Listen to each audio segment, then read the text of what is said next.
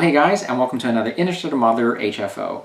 In this segment, we're going to spend a little time with modeler Steve Carricato. He's someone that I first became acquainted with through some groups on Facebook, and I had the pleasure of meeting earlier this year at Wonderfest. Now, Steve is not only a sci-fi builder, but he also designs and sells sci-fi resin kits through his Facebook site, Spacecraft Creation Models.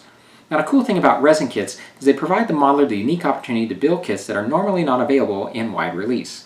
In this interview, Steve's going to tell us a little bit about the process that it takes to make a kit like that, and he'll show us a few of his designs. Let's go ahead and meet modeler Steve Carricato.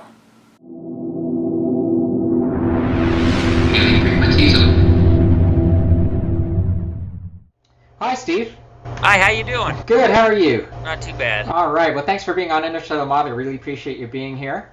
Yeah, thanks for having me. Appreciate All right. it.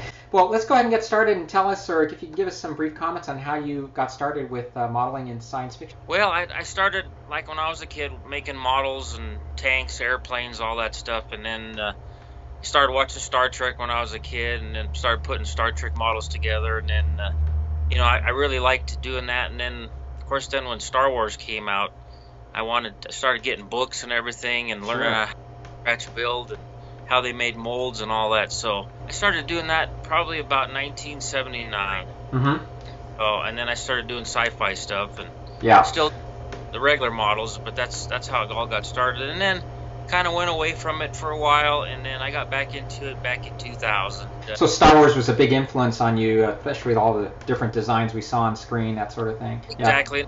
Mm-hmm. Battlestar Galactica, I really like that show better than actually Star Wars. I really like that. Right. Cool. All right, let's go ahead and move on now to resin model kits, because I do know that you produce them for sale, and you've done so for quite some time. I've always been interested in the process of making a resin kit. Can you give us a step-by-step description? What you have to start out with is this right here is the tank for my Botany Bay kit that I have. Uh-huh.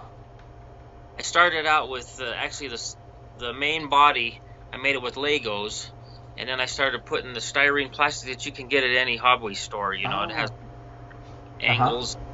You just cut all the pieces on there, and then you weld it on. And and then what I did was I filled this with actual resin, so it's nice and solid. So this will be the master. Okay. The master for the tanks. Mm-hmm. So basically, it's a lot of scratch building. So you find the model that you want to build, and you scratch build it, or if you have something that looks familiar, you make it. So you got to make a copy of it. So how you do it is you have to get clay, and you put this all in clay, and you make a two-part mold. So you have like this section here, and then this section, and then after you get it in clay and you put it in a box, then you pour the ATV rubber, which is the pink or the green. Oh, okay. And you just uncover this thing, and then you cut it open. And when you cut it open, you'll have these two, negative halves of all the detail here. Mm-hmm. Then there'll be a little pour spot where you'll pour the resin, and you'll put the two rubber molds back together. You usually use rubber bands and hold it really tight. So you have box. It's just like any kind of mold. So you have your mother mold that goes over the top to keep it from going around. And then this one here was made with a rotocaster, so it makes it hollow. This is the actual copy of it here. Oh, okay. Wow. The original, the copy, and they're almost identical. Mm-hmm. Wow, that's great. And how long does it take for the resin to cure or harden? Well, with a rotocaster, it finishes it up. You get this rotocasting resin, which in about 10 minutes. Oh, really? Okay. Have the centrifuge that goes on here, and you put the mold on the centrifuge with rubber bands, and it does its 360 degrees. Oh, I see. It shoots all the resin in all the areas. Oh, okay. And then once that's done, it's actually kind of warm, like you're baking, and then you cool a little bit, and then you get this nice, piece. Now the other ways for the other parts is you solo cast, where you don't hollow cast, and so then you have to put it in a pressure pot. So you have your mold of your resin piece in your rubber mold, and then what you do is you put it in a 80 psi of like a pressure cooker, and as you pour the resin in there, the pressure bubbles all the bubbles out. Oh, I see. So it's kind of hard to explain without actually seeing it. Yeah. That's what you call pressure cast. Mm-hmm. So put all the bubbles, A lot of, the old way they used to do, they used to just shake it up like this until you got all the bubbles out. I And as see. you're, it kind of goes out, and that's how it all started. Uh-huh.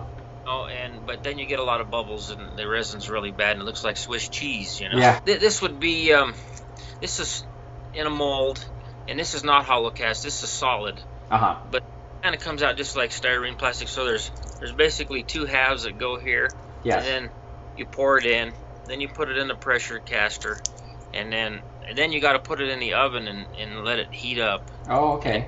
All done. Then you have your pieces. Right. Great. Yeah. Very good. So for those modelers then who are just getting started with working with resin, what kind of adhesives do you recommend using for putting a resin model together? The first thing you want to do is when you do get a resin model kit is you want to wash it in like Dove soap to get all of the mold release off. Uh-huh. Because if that's still on there, it might not adhere to it. But these are the two glues I use. This is a little bit thicker, and this is the quick set. Okay. This here, 15 minutes, and then I use the accelerator when you want to get a part to stay. Sure. Just hit it a couple times, and it's good. Now I noticed that you have two adhesives there, or two types of glue. What determines when you use one or the other? Okay, this one here gives you a little bit more time to put the part in place. Uh-huh. You have 5 to 15 seconds with this, and here is instantaneously. Oh, okay. So, but I have these nice little tips, so if you just go along the edge there, you can just squeeze it out a little bit, and then usually once you do that, it fills the cracks and it's there. Yeah, so one will give you a little bit more time to move the part around. The other one, if you want it, just... Yeah, the purple one, which is, it's called gap filling, and it's for getting little spots.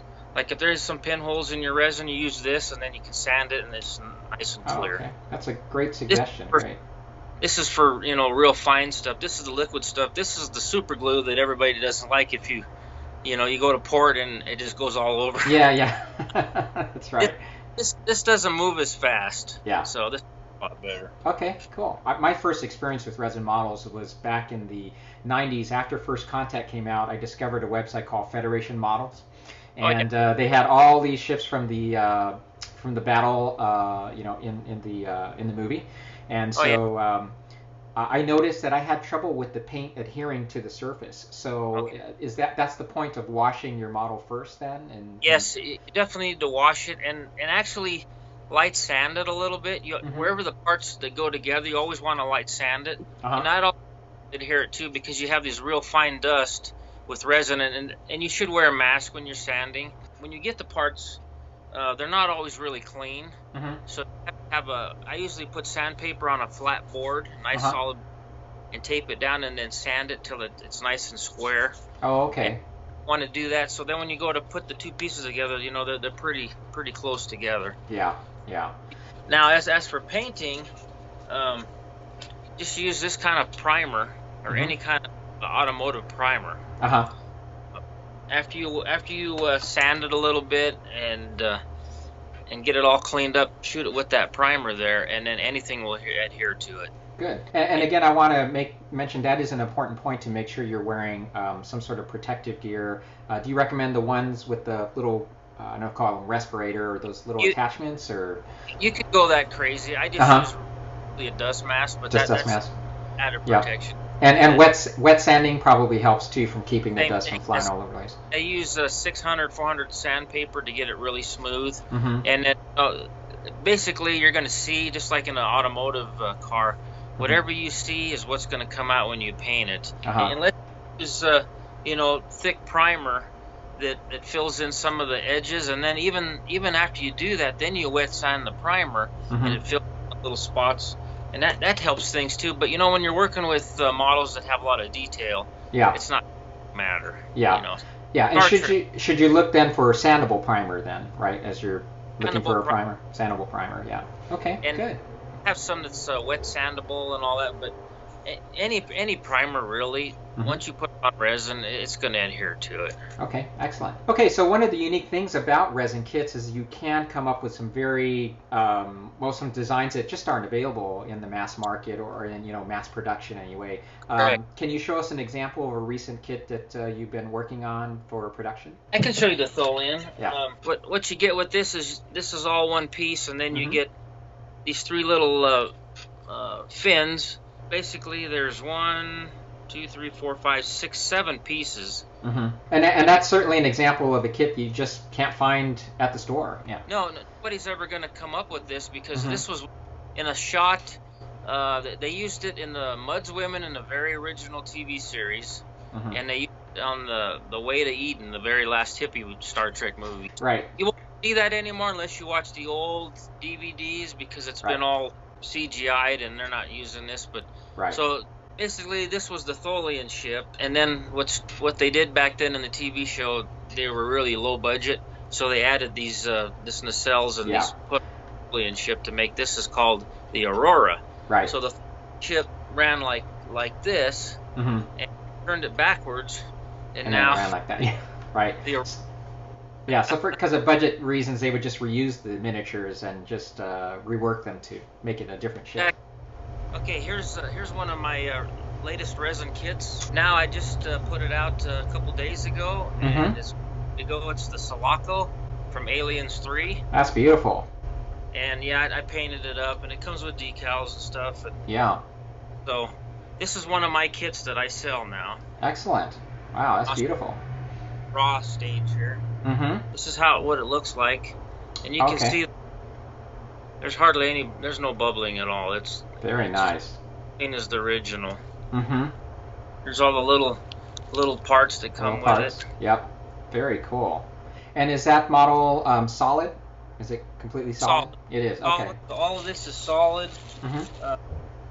Like here's the little nose pieces. And here's the back end. Just a solid piece of resin. Yeah, very nice. So yeah, it's I've actually almost sold out of them. I've sold about 5 in the last. I imagine. Cult movie. Oh yeah. So I have this resin kit too. It comes with the bomb and. Yeah. People tell me it's the wrong size, but it's what I came up with. So yeah. So basically, I scratch built this, and I have this guy vacuum forms it for me. So I have the dome there, and it comes with the decal, and it's the old Dark Star. Very cool. And I was just curious. So you come up with quite a few different designs. Do you have like a list of designs or a whole list of models that you eventually want to make into, or how do you choose which model you're going to go to next? Exactly. I look and I ask on Facebook what models people would like to see, and they alien stuff and kind of cult fiction. So like the Dark Star and Star Trek. I think I've made pretty much all the Star Trek Enterprise scouts and destroyers. I have all those too. Yeah. No, that's great.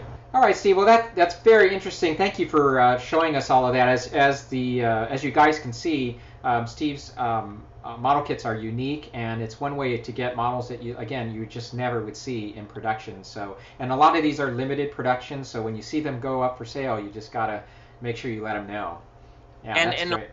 The reason are limited is the molds start wearing out. That's some of it. Yeah. So I mean, you can constantly remake it, but the money of the mold, molds are not cheap. I mean, yeah. All right, we're going to wrap up the interview. I always like to wrap things up with just giving you 5 quick answer questions here. What part of model building do you enjoy the most? The scratch building.